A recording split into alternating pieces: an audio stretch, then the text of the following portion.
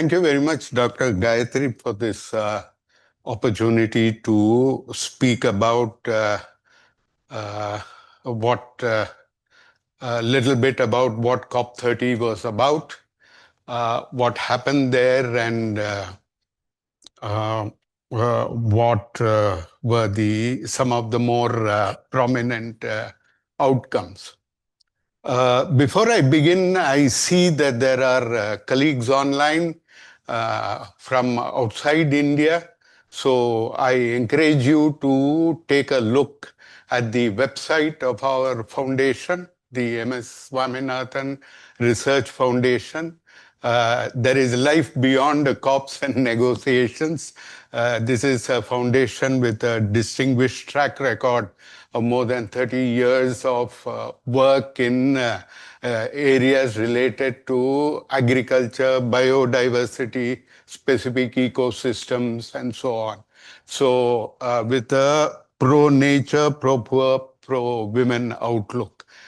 So I encourage colleagues, and maybe on the chat, we can put up the link to the website so colleagues can have a look. Okay, so let me, without further ado, move to the subject of my talk.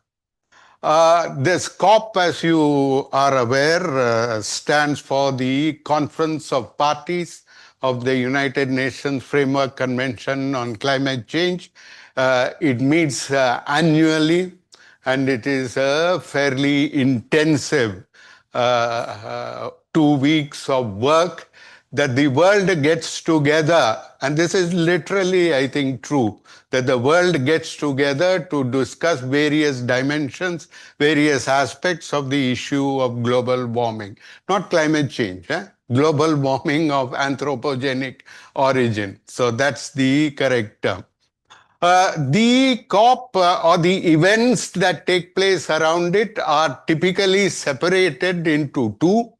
One is referred to as because of its physical location, is referred to as the blue zone, where the actual more intense negotiations at a political level, also technical, but where governments are engaged primarily in talking to each other. In the presence of observers, of course, but it is primarily governments that are talking. Then, of course, there is the green zone, which is the arena of civil society that's much larger, a huge number of events, discussions, initiatives, etc.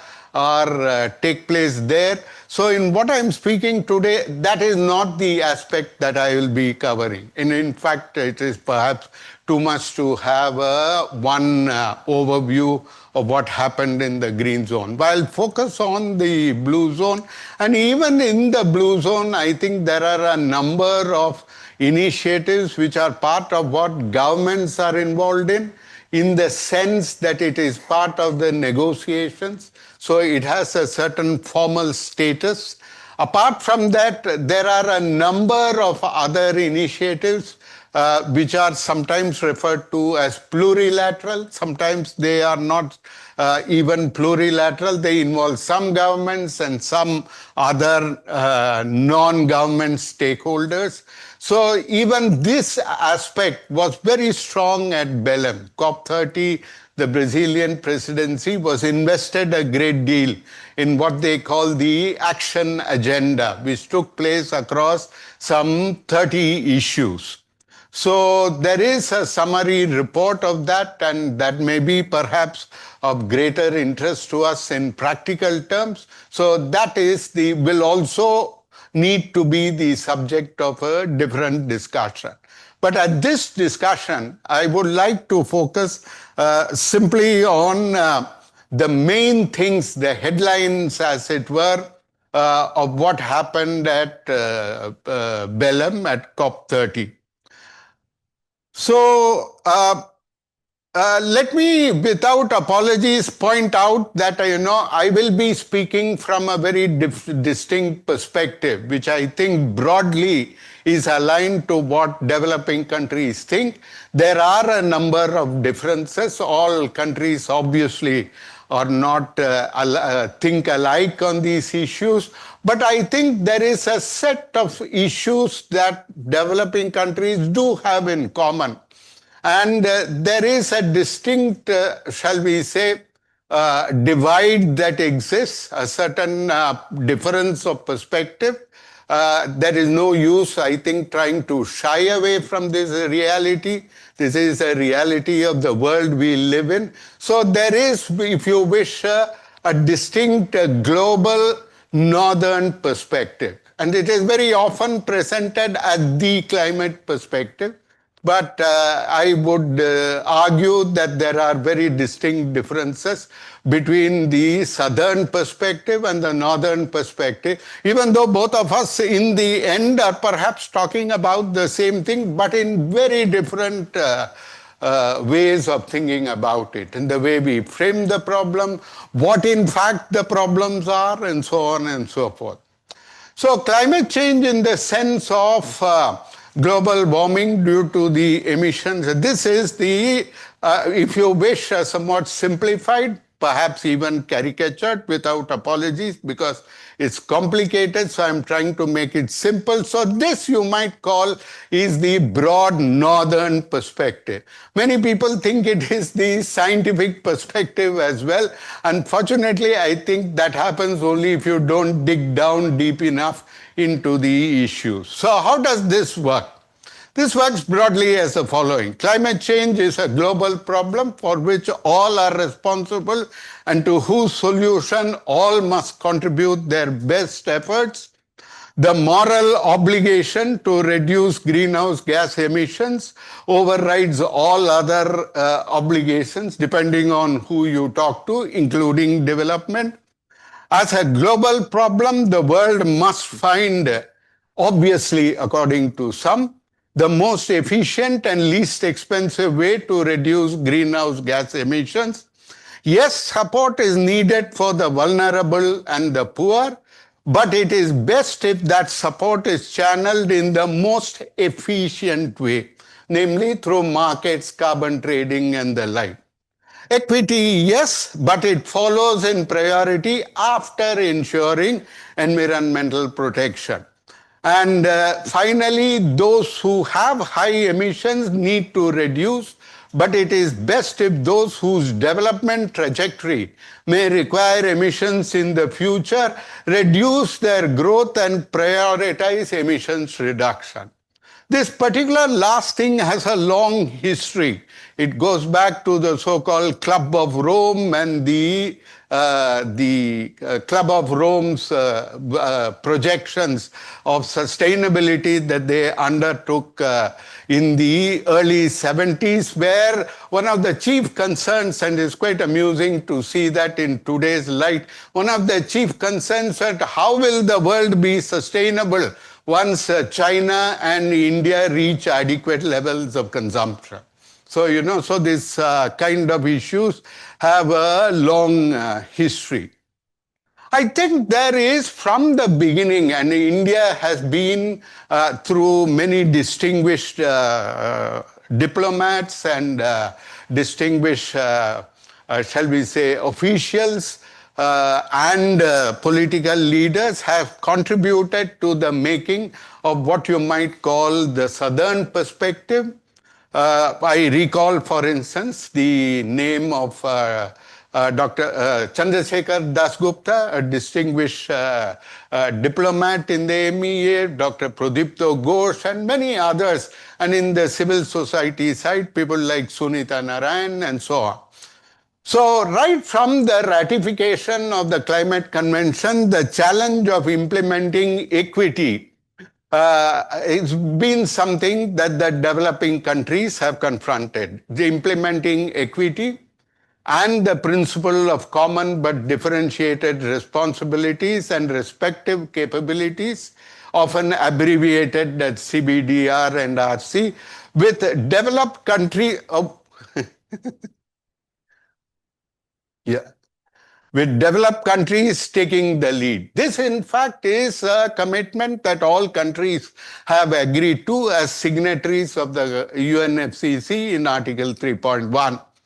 For developing countries, the challenge always has been the double impact of global warming while maintaining what the convention calls economic and social development and poverty eradication as the first and overriding priorities of the developing country parties. This is Article 4.7.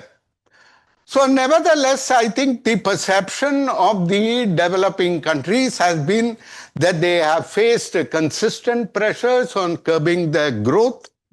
There has been a single-minded campaign, we would argue, of putting obligations and commitments on large developing economies in particular, read India, China, Brazil, South Africa, in the lead on par with developed countries. So I think this has framed the engagement across the world in terms of how to deal with global warming. And I don't think the pressure is only on the large developing countries. I think a whole lot of other developing countries also face very significant pressures.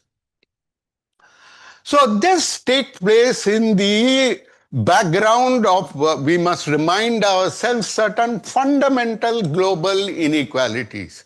So it is never global warming as a problem facing the world, but the problem of global warming in an unequal world is what is confronting us. And the foundations of this, we are not talking about trade, we are not thinking about finance, we are not talking about the production is structured and so on and so forth. Let us even restricting ourselves to the question of climate change. GHG emissions are a necessity till economies globally can move to a low emissions trajectory. You can do particular things, and there are many opportunities, and nobody denies this. But when you want an economy-wide transition, that is a ballgame which we, to be frank, I think have not really completely cracked. Technology is very often not available at the scale required, and social and economic institutions are not easy to transform. Oh, I have to move the, I'll move it, I'll be aware. Sorry, I've been reading from here.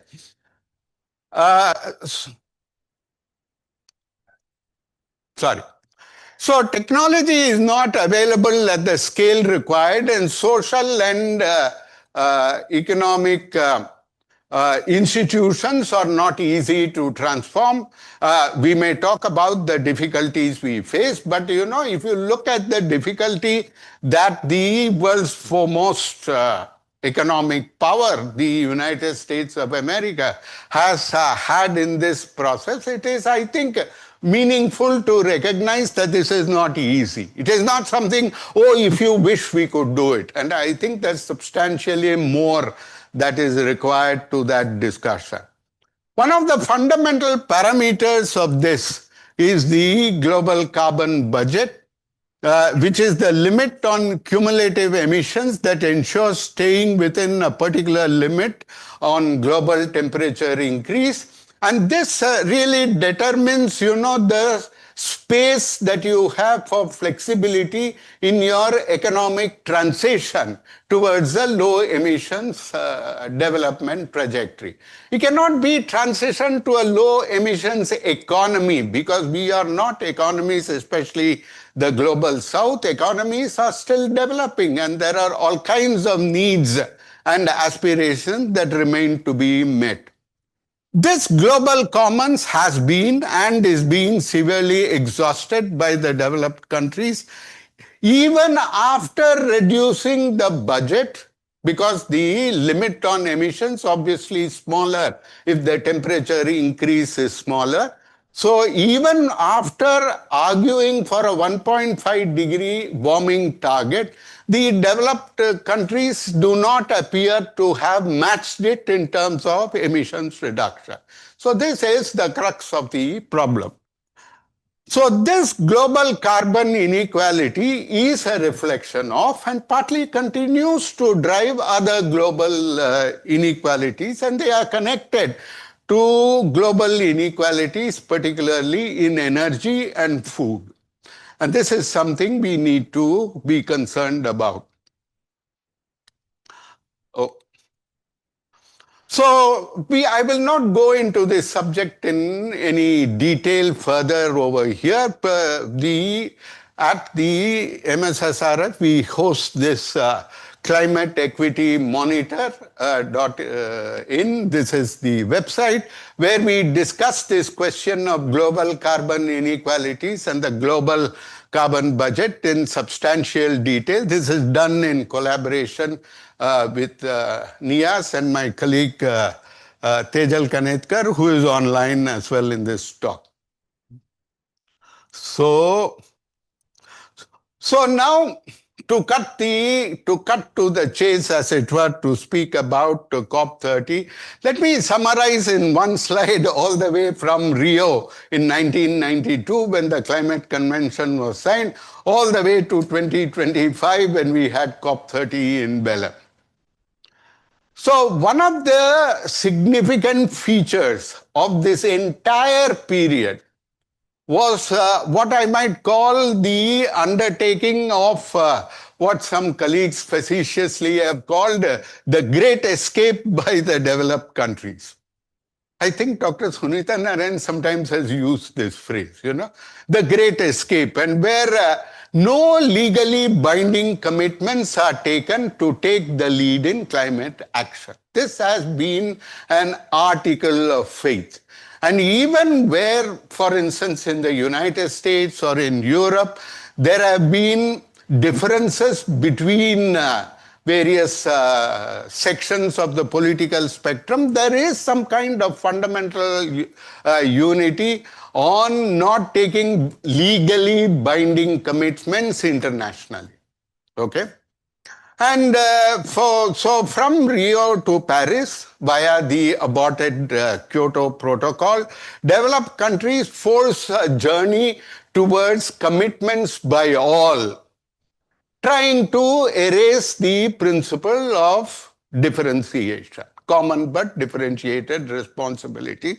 Unfortunately for them, fortunately for us, I think, from our perspective, this has not been an entirely successful attempt. Developing countries are willing to undertake climate action. In fact, it is a very striking feature that the developing countries for whom the financial and other burdens would be the most significant in terms of undertaking climate action is where you find climate denial to be the least. Everybody wants to do something for climate, even when they ought to know better. I would say in some circumstances, even when you ought to be focusing on something else, there is tremendous enthusiasm, and certainly in India this is very clear, tremendous enthusiasm for doing something about climate. But it is the developed countries where I think we have this phenomenon of climate denial, etc. But unfortunately for developing countries, resources are the constraint. You need to deal with development, you need to deal with infrastructure growth, you need to deal with all kinds of problems. Some are new, some are legacy. So, but while willing to undertake action, developing countries insist that developed countries must meet their legally binding commitment to climate finance, technology transfer, and capacity building support, which is something that they have promised, committed to in the climate convention. On climate finance, we have had a story of consistent failure. In fact, it took 17 years from when Rio was signed to Copenhagen for developed countries to put anything on the agenda. The famous promise by Obama that we will reach, developed countries would reach a target of providing US $100 billion annually by 2020. A promise which has not been reached. And now, of course, the OECD claims that it has been reached, but then they include all kinds of flows, all kinds of finances in this accounting. And by what developing countries or even civil society organizations like Oxfam, etc., would consider is meaningful climate finance, they were nowhere near having met this. So climate finance lacks a scale, it lacks scope, and it lacks speed. So then, of course, we eventually reached, after all this over several couple of decades, we reached the Paris Agreement, where legally binding commitments evaporated, and we ended up with nationally determined contributions, which are purely voluntary, and the ostensible reason was this was done to accommodate primarily the United States, though of course all countries eventually did sign on to it, and it has provided, if you wish, some comfort to even us. At any given time, if there is pressure, you can say, no, this is voluntary. But however, at the first assessment that we undertook in between 2023 and between 2022 and 2023, the first assessment of the functioning of the Paris Agreement, which we call the global stocktake. In my personal view, this was a really bad timing. We can discuss this later if you wish. The global stocktake showed the inadequacy of the commitments of the NDCs towards dealing actually with the problem of global warming. So there was the question of what is promised, the question of achieving what you have promised, of implementing what you have committed, the question again of whether this commitment is adequate, and the question of whether promises in terms of finance, etc., have been kept. Since then, however, once these gaps have been made clear, the developed countries in particular, led by their scientific community, have done a kind of, are seeking to do some kind of 180-degree turn and saying, no, there ought to be elements of NDCs which are top-down and dictated. Of course, it is presented in very, not so crudely, in more polished language. But to the developing countries, it is simply saying that you want to come back to top-down elements in the NDCs. You want to undermine its voluntary character. But at the same time, if you want binding commitments or top-down commitments, you are not willing to consider it on the basis of equity and differentiation. So this has been the problem after the global stocktake concluded. The global stocktake is a sort of simple term. It just means taking stock, and so it's called a stocktake, assessing the performance under the Paris Agreement. So the developed countries, so this has become a major issue in the negotiation. So this is kind of the background, so to speak, very broadly speaking, of the context in which we reached Belen. So alongside this mitigation-centric perspective of global warming, there has been a very significant neglect of adaptation. The first and foremost sign of this is a pittance that is available for adaptation finance. And the claim, according to OECD sources, is that about 20%, and that too by their own calculation, only about 20% of total climate finance is for adaptation. But on the other hand, I think other sources like Oxfam would pitch the numbers substantially lower. And this in the background of the fact that in the Kyoto Protocol period, actually developing countries paid for their own adaptation. the so-called adaptation fund, which came from the proceedings of carbon trading under, the CDM mechanism, was basically what the developing countries were given as a price for their carbon reductions, emission reduction, but out of that a percentage was deposited in the adaptation fund, some 2% or whatever. So I think it was actually paying for ourselves, paying our own way. Adaptation action remained very fragmented, very expert driven, not in the hands of parties, which led to all kinds of mismatch and communication issues, etc. Unfortunately, the Paris Agreement and some of the subsequent scientific so-called developments had even more of a deleterious effect on the question of adaptation. So post-Paris, we had a reframed discourse of resilience which merged mitigation and adaptation.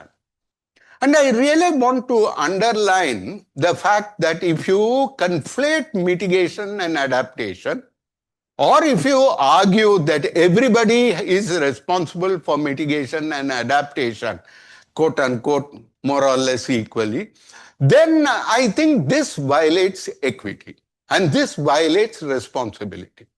The principle of responsibility clearly distinguishes between those who have been responsible for where we are today and those who have to suffer the consequences, and they are simply not the same. So I think to conflate mitigation and adaptation, I think the IPCC was also partly responsible for this in AR6, is actually to undermine equity.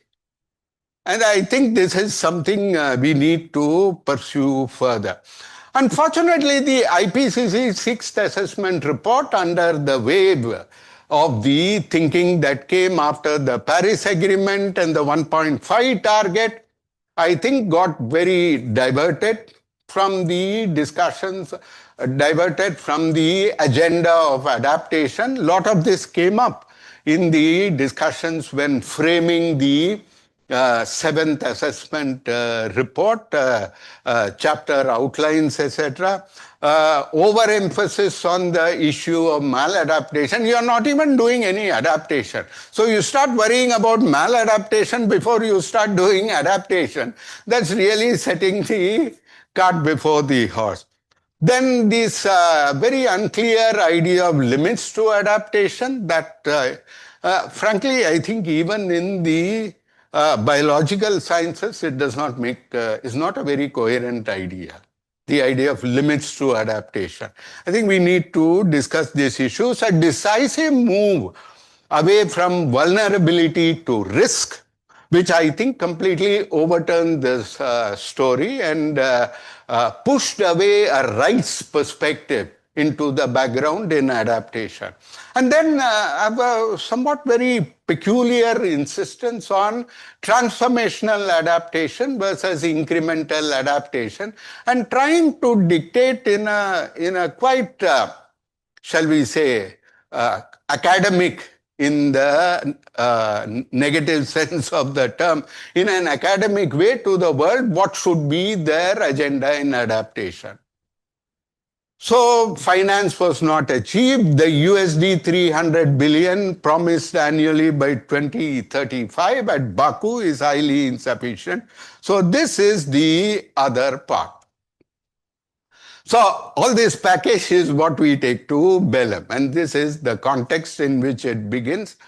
I think in all COPs, and this has now been my experience over several COPs, there's a lot of hoo-ha in the beginning about the logistics, whether it will succeed, are the arrangements okay, all kinds of problems. Eventually, all of it fade into the background. People find a way.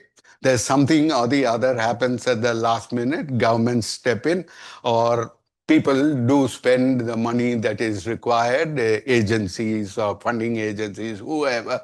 So all these logistics, etc., you can forget about. Belem was a very interesting place to have the meeting, and I think I think the Brazilian presidency had a dual perspective, which many of us perhaps didn't realize, and there is a one-sided perspective that it was all about focusing on the Amazon as an ecosystem. I think, to be fair to Brazil, I think they also had another point about that the Amazon is a place where people live, where people work, there are livelihoods, there are thriving cities of over 1 million. Okay, so this is the Amazon. It's not as if simply ecosystem, as you might think from a distance, where all you are interested in is the carbon balance of its forests and whatever.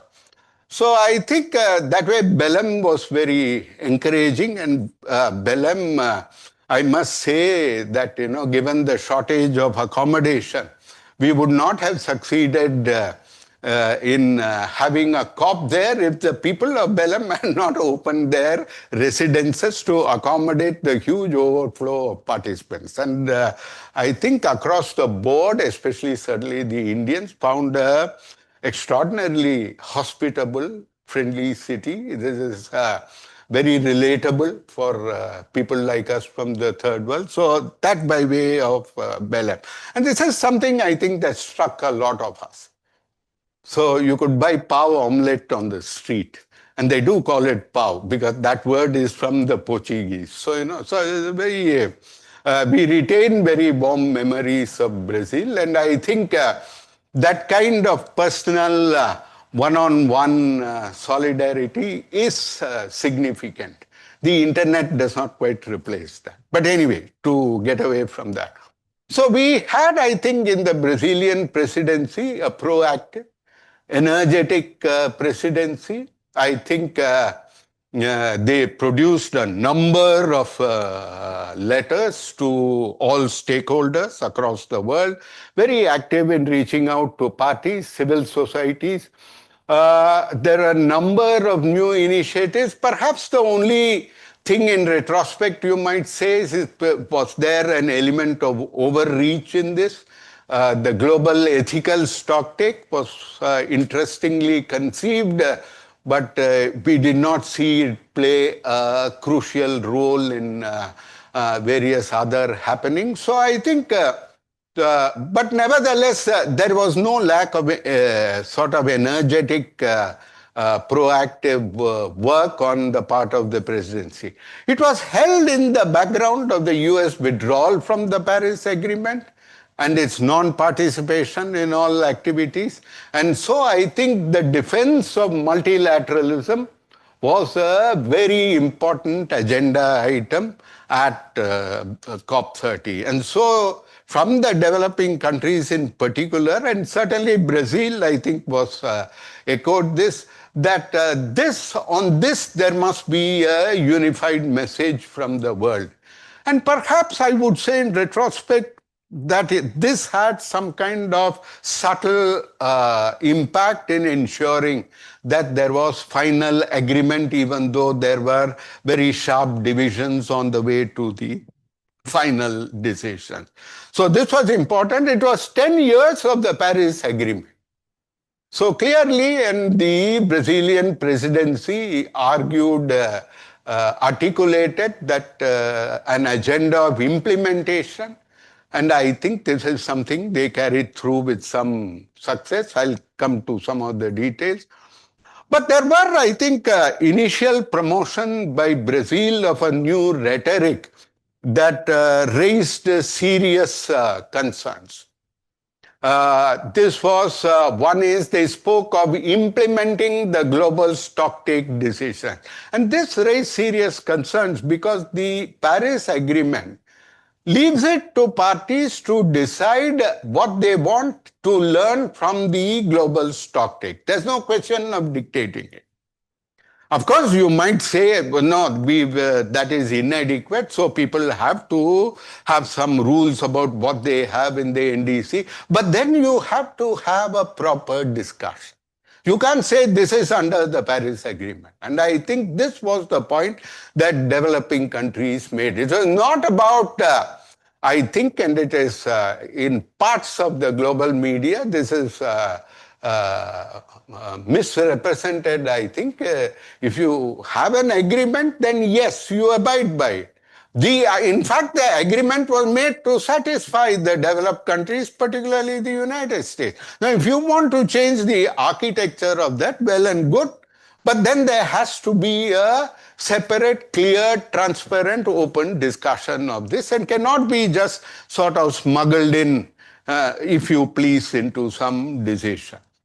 Then, as a subset of this was the famous, those who know this subject will recognize something called Para 28 of the global GST decision. We spoke about the transition away from fossil fuels and the gaps until 2030 in this regard. The Brazilian presidency was promoting this as kind of some global NDC, which was a bit problematic. There's no such thing. And they were also on finance trying to argue that, NDCs must be like investment plans drawn up in consultation with funders, etc. But that's not the purpose of NDCs. NDCs are economy-wide targets. They have conditional and non-conditional aspects. So that's not quite, I think, gets us very far. So I think much of this eventually fell by the wayside. So I think there was also the Brazilian presidency, I think as time progressed also their attitude was marked by their willingness to listen to the voice of the global south. COP presidency always has this very difficult task of balancing the one against the other. There is, as I said, an unequal world, a divided world, very different interests. And so seeking middle ground for cooperation is not easy. So I think, this is a fact of life. And so we have to analyze this. So marked by willingness to accommodate the global south, they certainly were very sympathetic to our agenda on climate finance, which is especially promoted by India. The question of the carbon border adjustment mechanism, as the EU calls it, these non-tariff barriers to trade forced on putting emission restrictions on where goods are coming from for import into the EU.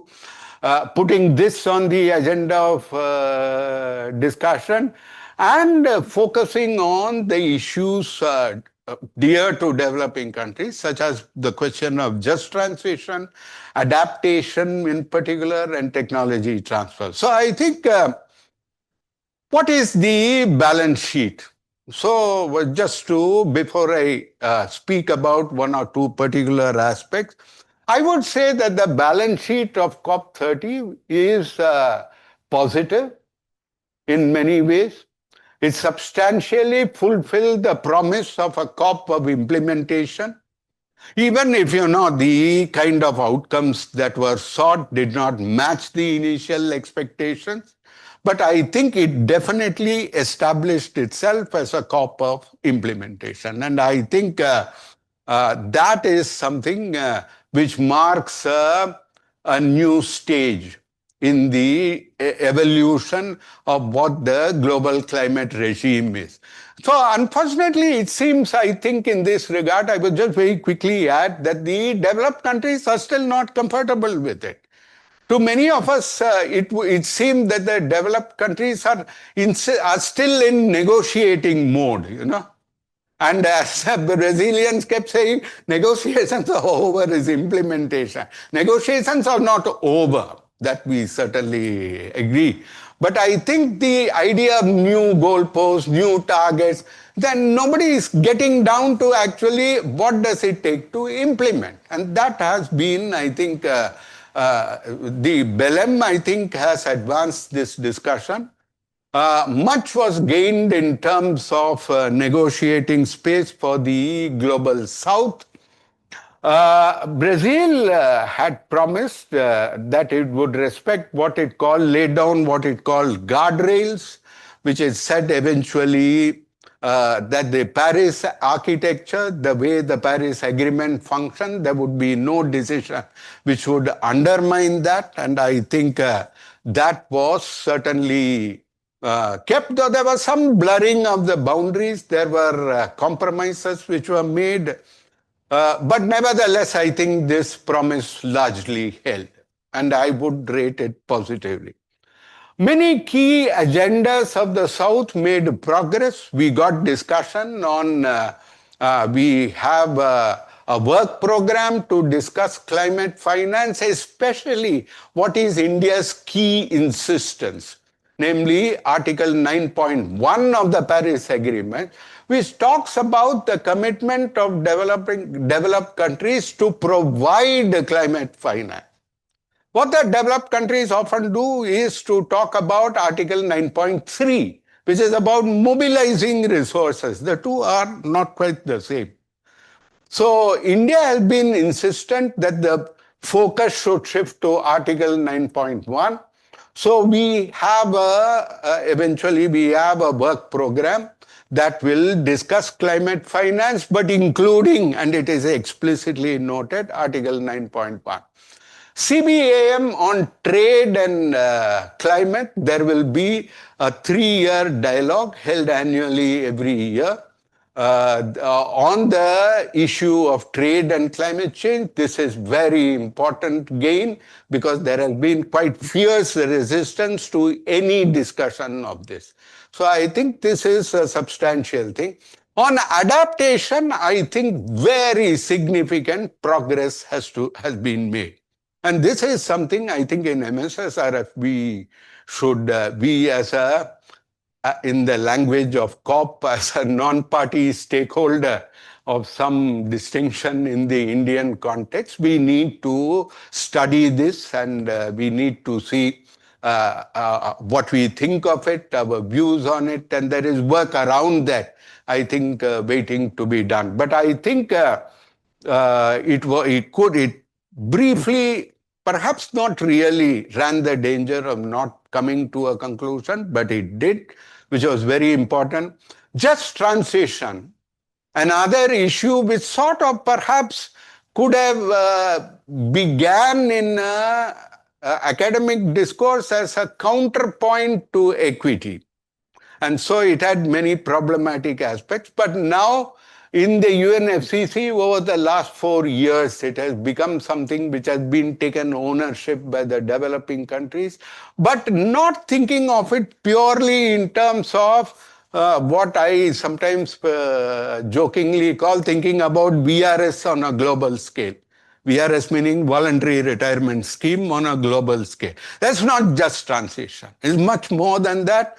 It's a very it speaks to the question of how you would implement what you are talking about in terms of climate action.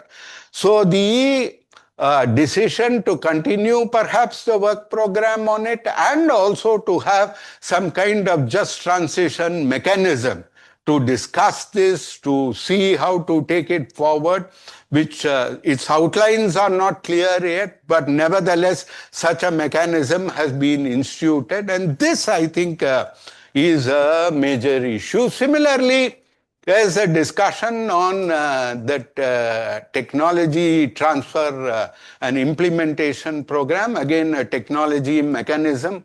Again, its contours are yet to be decided. This decision is somewhat weak. But nevertheless, these are concrete things for moving forward. I think there was strong support by BASIC and LMDC countries to the Brazilian presidency towards ensuring a good outcome. I think all of us played a very important role in defending at the final stages some very delicate compromises, a real commitment to taking things forward. So let me end briefly. I see Gayatri getting impatient. So on India's role in this COP, I think after a long gap, India was simultaneously, perhaps not even a gap, I'm not sure.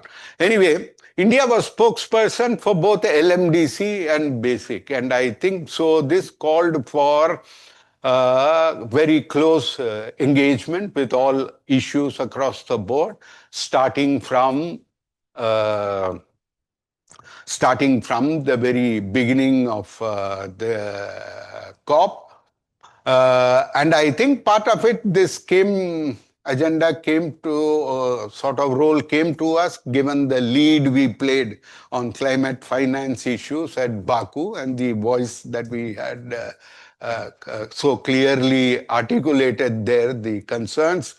India obtained very good support from its partners in BASIC and LMDC and appreciation at the end.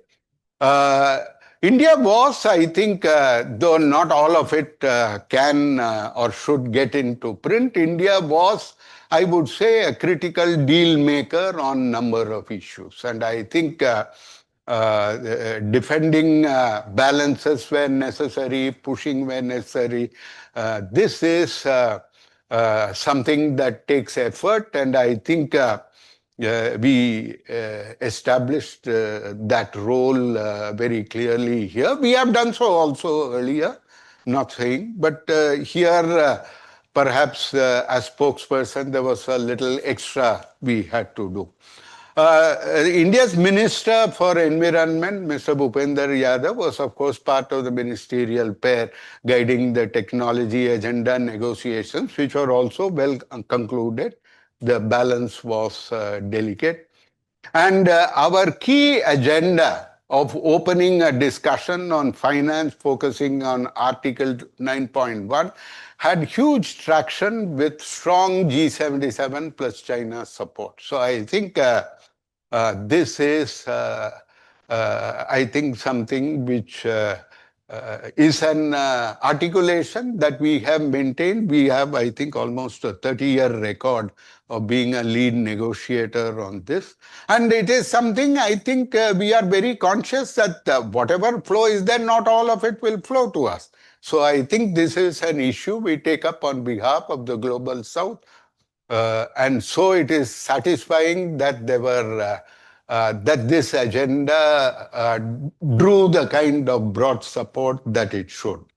So there are a couple of matters of detail.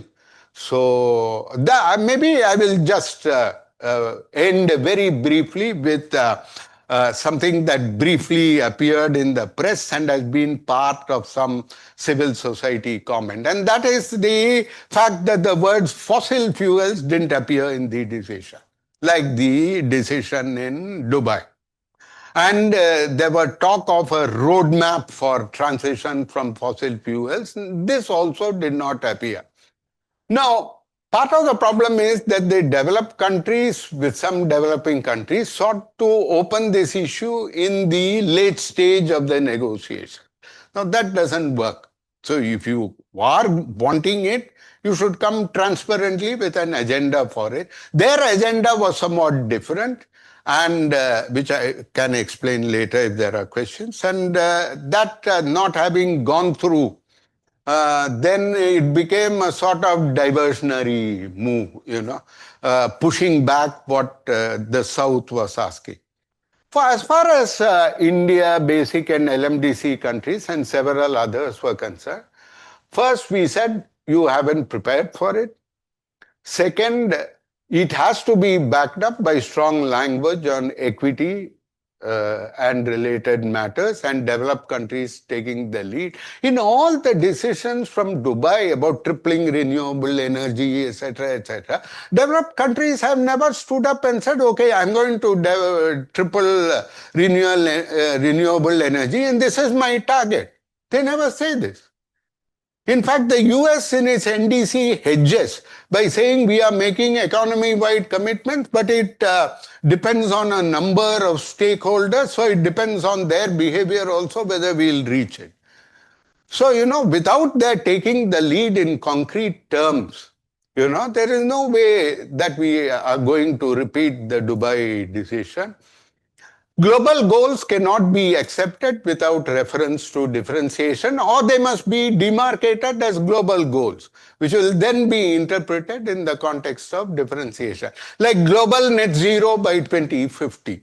It was net zero by 2050. India insisted that it should be global net zero. And so this makes a real difference. And there must be clear and strong linkage to the means of implementation.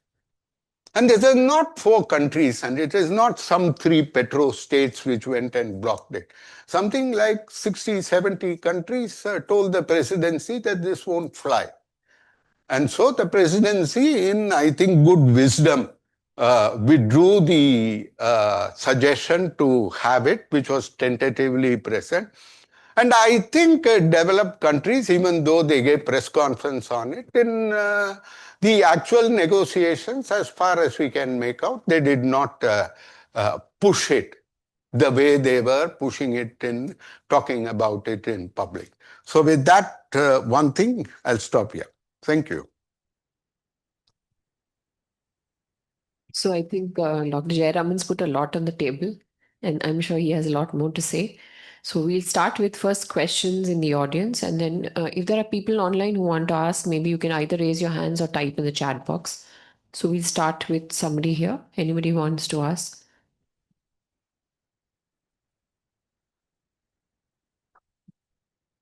Thank you very much, sir. That was very interesting. But my question is, between the last presentation you made in the previous COP, we had a presentation like this, and the last presentation you had made very clear that developing nations need not worry about mitigation, but focus on adaptation. Whatever you're doing well, you do well, like poverty alleviation, sustainable agriculture, and so on. But in today's presentation, in the second slide, we saw that there could be a focus on market and carbon emission. So am I right in assuming there is a slight shift in your perception about what developing countries should do? No, I think perhaps I did not convey my point clearly enough. I think, or maybe I didn't convey it clearly enough last time. But whatever it is, I think let me state the position once again with clarity. I think no developing country says we won't do mitigation. But the question is where, how, in what sectors, and what is the balance? Okay.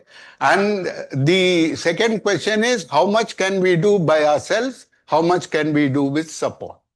Okay. And the balance part of it speaks also to the question of adaptation. So what is the balance between developmental needs and adaptation? So for instance, if you build houses for everybody, I don't think you're going to do it with zero emissions. So obviously you will have emissions. So if you say do decarbonization in the housing sector and also build houses for people, it's not going to happen. It's simple. So I think these are the kind of issues we are grappling with. So the point is, don't crowd us in mitigation. We need support where it is possible. And our share of what mitigation we must do, okay, as we progress towards a global net zero, must be fair and equitable. And there's a huge discussion, very important discussion around it, which is one of the things that occupies my team and myself as well. Okay, but adaptation remains very important. And there is no gainsaying that. So this is the balance. Thank you.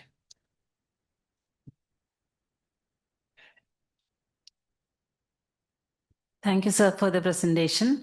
It was very insightful. So this scope was scope of implementation you were suggesting, and also adaptation was like a major point of discussion, and there is some improvements in that. My question is that during the discussions on this adaptation part, was there any major areas of contention between the developed countries and developing countries on how the adaptation should be and what it would be like? I think there were three areas of contention. broadly. And it's actually three parts of the final decision. We've lived with it for last 1 year, so I know this quite clearly.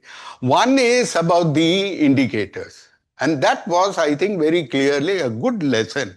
Why it is not only experts who can finally decide what the world should do, it needs the wisdom of political guidance. So because we ended up in summer with 500 indicators, then eventually by October, after giving a clear set of guidelines, it was still 100. Now, there were some experts, and some of us have really spoken to them one-on-one and saying, please don't do this. They said all 100 are perfectly essential. It's impossible. You can't, how can you have life like that? It doesn't work. So you have to be reasonable. So I think government stepped in and said, this won't happen. And so I think there was to and fro. So eventually, I think a good decision, some 59 acceptable prima facie indicators are on board. But there is further work to be done into A, making them operational, and B, I think automatically also discussing whether they are fit for purpose. I think this will certainly come up. So this was a major issue, how to settle the question, number of indicators. Second one was, I think, less of a contentious issue. What is the future with regard to something called the Baku roadmap on adaptation? But I think that was resolved. We've always felt that that was not a major stumbling block, but there were sharply different opinions. And I think now we have a reasonable compromise where it is very clear that adaptation will remain a central key issue that parties will discuss at every COP. And that's, I think, a very important thing to have. And it'll be at the center of discussion in a high-profile way. The third issue, and this is the question of approaches to adaptation, a very unfortunate development from AR6, this sort of focus of a group of academics, mainly, overwhelmingly from the global north, on something called transformational adaptation. Now, we've looked at the academic literature. We also tried to explore that in practice. But whenever the question of exploring it came up in practice, I think developing country governments found that they were very schematic, academic in the somewhat negative sense of the term, kind of issues. Like, for instance, early warning systems are considered incremental and not transformational. Why? Because people may be left out of early warning system. Then make it inclusive, no? Why do you say incremental and somehow put a negative connotation on it? Then what else are you going to do? Early warning systems is the one thing the world agrees on in adaptation. But nevertheless, the votaries of this kind of approach started labeling it incremental adaptation. The other one is water supply. This is all examples provided by the experts themselves. Water supply, they said transformational adaptation is rainwater harvesting. And incremental adaptation is piped water infrastructure. It's a bit strange. And I think coming from Chennai, it really used to get me. What kind of an example is this? I think so. I think eventually underlying it, you have to be careful, you have to be inclusive, and there is no one size fits all in adaptation. We are not even sure what all adaptation will require. It's an open-ended thing, adaptation. So I think this has been set right, and this was, I think eventually from developing countries, we all agreed that you cannot dictate. that people will choose their way, governments will choose their way, and all approaches have their place. So I think these were the three major issues. Yes. So, taking from there, you talked about three aspects are very critical of discussion from the global north and south. Taking this capacity building, technology transfer, and other one. What's the kind of alignment between the thought process between China and India? Because is that the perception of global south, and how India and China is aligned in this entire discourse? This is one aspect of it. The other one is that there is a BRICS country. They have a coalition from the point of view of development and commerce. And from that point of view, what is the kind of alignment in the context of this climate debate? Global North, a developed country, and BRICS country. How it is developing now? I think with regard to India and China, we work together as part of the like-minded developing countries coalition. Pakistan is also a member. There are Saudi Arabia, Qatar, others are members. So I think there are a number of developing country parties. Bolivia, for instance, from Cuba is part of it. So a number of countries are there. There are other geopolitical issues, but there is a clear agenda at the developing countries in terms of adherence to the foundational principles of the convention. And this at the time of the Paris Agreement, when it seemed that this would be under pressure, under threat, this is when the coalition came together, and it persists.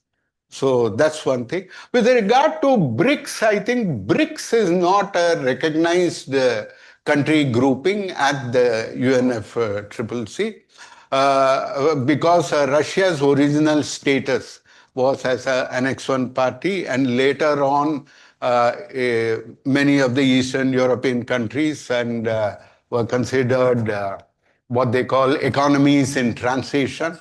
So there is a slightly different status. But in political terms, I think on key issues, I think there is interesting and important greater convergence between Russia and the LMDC countries. And we have seen this at the IPCC, where the governance of the IPCC is becoming a contentious issue. We saw it on discussions on the global stocktake, there were a number of issues which I didn't have time to speak about regarding the quote-unquote implementation of the global stocktake decisions and things like that, on which also we found common ground. So I think while BRICS is not recognized, there is certain convergence between the positions of Russia and the LMDC and basic countries. Similarly, with South Africa is a very important partner. We talk basic, very clear and important discussions. We also have a long record of good relations on climate issues with Brazil. Though being the presidency obviously places them under some kind of pressure. So I think South Africa, of course, has a dual role. It's part of BASIC, but is also a very important player in the Africa group. It's a very key player. So it goes like that. So we'll take one more question here from MSSRF. Is there anybody in the audience online who would like to ask questions? Please type in the chat box or raise your hand. So we'll go with another question here in MSSRF in the meantime. Sir, actually, Yeah. So while COP30 focuses more on the equity for developing and developed countries, if you look at the state climate action plan for Tamil Nadu, they have floated last month, which promises about, to achieve net zero by 2040 for Ramanathapuram and 4 other districts. So how these kind of discussions decimate into the state action plans, and how do you look at achieving net zero in Tamil Nadu? Well, this is a standard question. I think I've answered it at least 2 times earlier. So Ms. Supriya Sahu has committed to this. No, it doesn't depend on the personality. For very similar discourse you can hear in Kerala. There's a very similar discourse in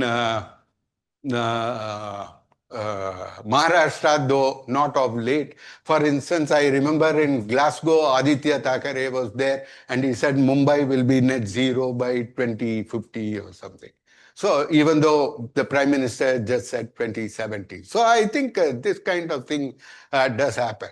So if you ask me, I think on the positive side, I would say this speaks for the enthusiasm for climate action in our society and amongst our political class. This is not like United States where the first thing they do is they want to back out of something. And in fact, now people claim that, local governments in US will take up the burden of climate action. This is just not true. The majority of local governments are not sympathetic. There have been studies which have looked at these numbers. So we have that enthusiasm to contribute.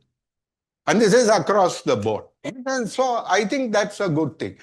How credibly the science of this approach to net zero is founded, or whether they have thought through the implications of what this particularly means, okay, is not very clear. So I looked at the Climate Action Tracker website, which they have just inaugurated for Ramanathapuram. There is a sort of graph I see, but which does not leave me much the wiser. So I would say I would look at the details, but to me, the very concept of Ramanathapuram being net zero is not very clear what that means. For good reason, the IPCC and the UNFCCC, they don't prescribe an inventory process for regions, subnational regions. You have only an inventory, GHG inventory process at the national level. Because accounting for emissions, especially given the huge amount of embedded emissions in internal economic exchanges, etc., is completely, it is not very clear what that means. I know Meenangadi as the first carbon zero panchayat. When I was on the Kerala Planning Board, this would come up every year for approval. Something would happen. I mean, I don't want to comment on this, but I think we need to look at the science more carefully. On the positive side, it's enthusiasm, and this enthusiasm obviously has a global audience that applauds it. That would be my take on it. Anybody online? Any questions?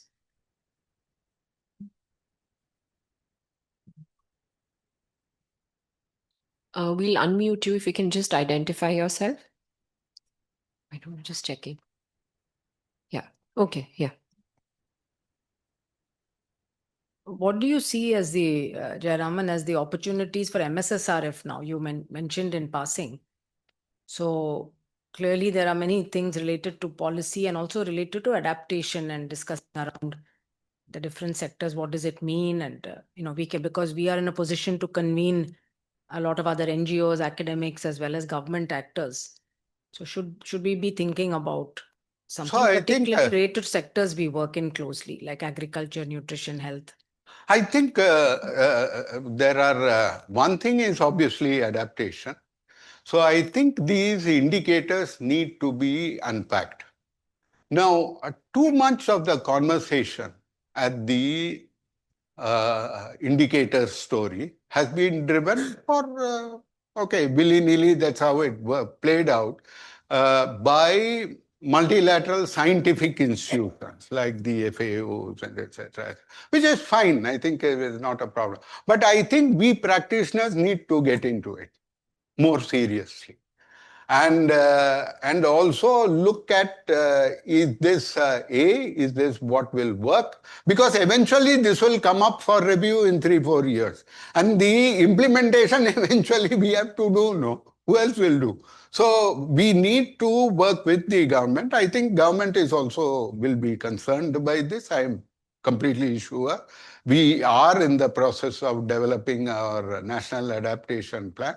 So unpacking the indicators, what they mean, what else, what is the metadata, do we need to sharpen it? And what we as an observer, we are a recognized observer organization, or as a consortium of non-party stakeholders, what we can contribute to the work program on the indicators, which is just ongoing, is something that we need to pursue. And we can, even if we can get our act together and make a submission in short order, that will be a valuable thing to do, based on practitioners from the ground. This is one. The second thing is, I think, more a question of perspective, and to keep our eyes open, especially on the question of agriculture. For instance, agriculture, there was no decision. It broke up because they couldn't reach an agreement. Developed and developing countries very sharply divided. So I think one of the issues is, what does just transition mean to our rural population? So we must, so in fact, India has expended great energy along with LMDC in making sure that just transition is not simply VRS for coal plants. Okay? That it is something much broader, much more important. We have an rural to urban transition. We have an agrarian transition. We have generational, the demographic dividend. We have so many transitions that are operational that play out in a developing economy. Where does this kind of transition to low emissions development fit in? So I think this is something to understand. The third aspect, which I have not had time to go into it because they were not a headline issue at COP30, is carbon trading. So carbon trading is something, I think the jury is still out on the scale at which it will operate. So I think we need to look at it more carefully. We started something, I think we need to pursue it. The final point I would make is, there was this whole action agenda thing.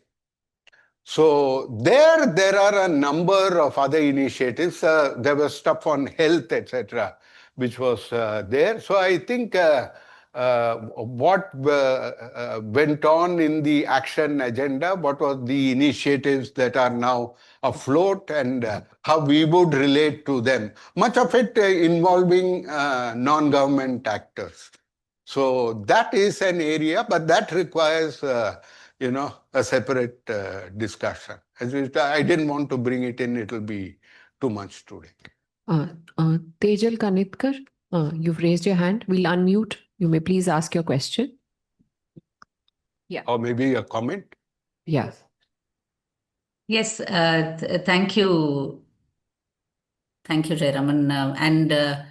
You were very generous in your response to the sort of subnational net zero targets in terms of what they imply and mean. But if you could also speak a little bit about, and you did in your second response now, and that's why I was lowering my hand actually, but what it would mean, for example, at the subnational level, to in fact focus on adaptation targets. And maybe not targets so much, but in terms of, let's say, something like disaster response or coverage of early warning systems or the provision of meteorological services. There is so much to be done on adaptation. And does the focus on net zero, which is not even clear what it means at the subnational level, take away from the focus that is actually needed, even in the more developed states in India, from these issues? Yeah, I think that was more a comment than this thing. I completely agree. In fact, on maladaptation, my street currently offers a marvelous example. I've been too busy doing other things, but I really wish I had thought of it properly and taken a sort of series of pictures which will illustrate why my street floods. And it is a classic example, I believe, of maladaptation in how urban housing and urban construction develops. And it has nothing to do with mitigation. This whole insistence in IPCC AR6 that somehow the leading example of leading aspect of maladaptation is GHG emissions. You can see that that is simply not true. There's maladaptation in front of my eyes. I think adaptation is unfortunately nebulous a little bit. A lot of adaptation things which are not HEP, which are not, people are not applauding you so obviously because, so for instance, one of the key aspects of adaptation is reducing vulnerability. And reducing vulnerability is reducing infant mortality, maternal mortality, ensuring nutrition, this, that, and the other.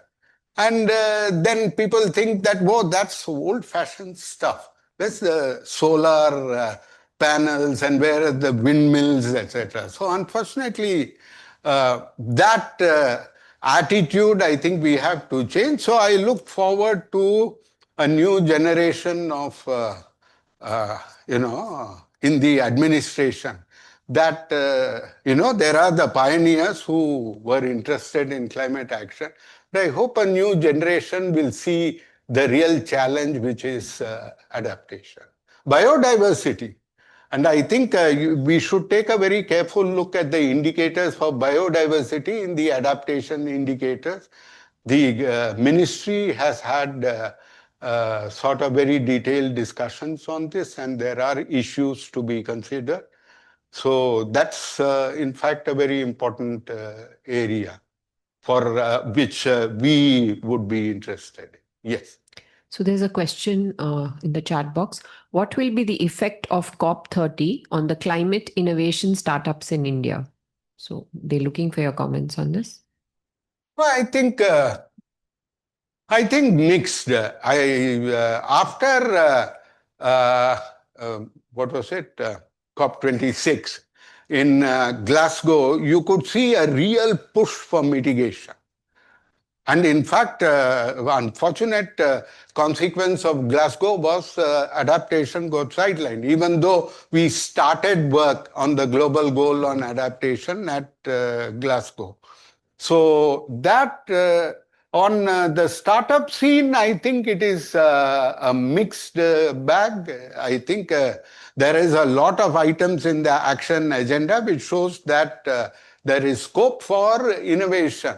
See, there is a distinction which we must make about formal commitments given by the government, okay, and obligations that you undertake from the initiatives that people can take across the board. And I don't think you should conflate the two. So I think like solid waste, for instance. Innovation startups in solid waste are wonderful. I think we should pursue it in anything, in any field. If, for instance, if we can reduce fertilizer use in key crops, I mean, that's fine. But you should not confuse this with what we should make as obligations and commitments. Those are two different things. Yeah. So I think another person, Christiane Texter, you may please ask your question. Yeah, you're. Yes. Yeah. Thank you. Okay. Hello. Thank you very much for this interesting presentation and the insights, your insights in the COP. And TJ and I, we worked together for a long time, both in the IPCC and in the convention. So my question, climate change is now felt everywhere in the world, and the impacts are really very devastating in many countries, but particularly in those in the global south. And then we know that there is a limited carbon budget every emission anywhere in the world contributes to global warming. So the more we put in the atmosphere, the more warming there will be.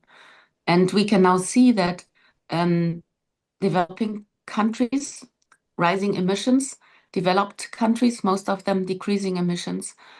So now it seems like we are replacing the contribution from the global north by that of the global south. And I really appreciate and I understand that it's not fair that we from the global north polluted the atmosphere. And now we say, and I think we don't say that, we don't want to stop development in the global south. It should happen differently. And I know, and I'm not a negotiator here, I'm me, I know that there's not enough support. But if that means that the global south emits as much or even more than the global north, then we cannot do anything. It will be just too warm for all of us everywhere. So how would you respond to that? I think